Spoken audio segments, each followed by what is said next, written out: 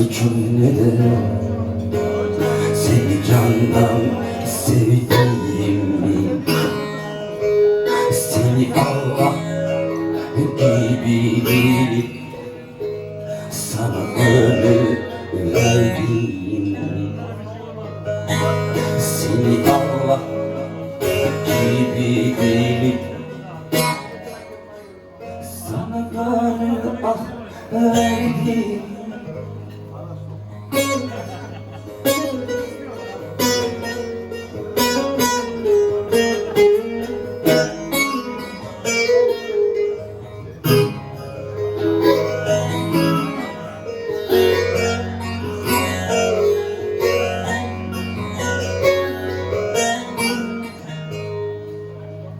Ahtına ve favar gibi saf lekesi var gibi.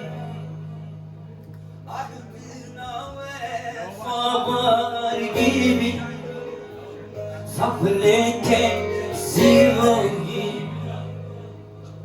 Allah'a güvenir gibi ben sana güvendim.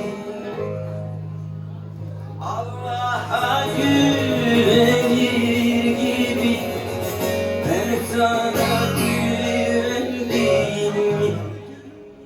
Söyledim suçu nedir?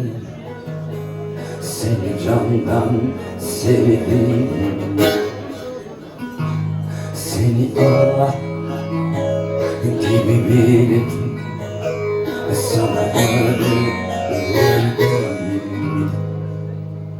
Söyle Dilber, suçum nedir? Seni candan sevdim. Seni Allah gibi bilip sana ömür verdim.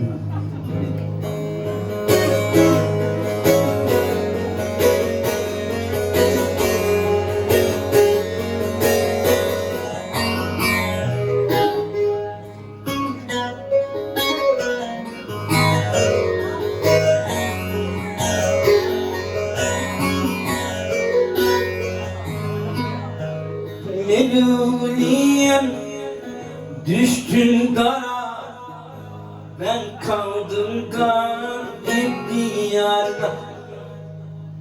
Meluliyem düştüm dara,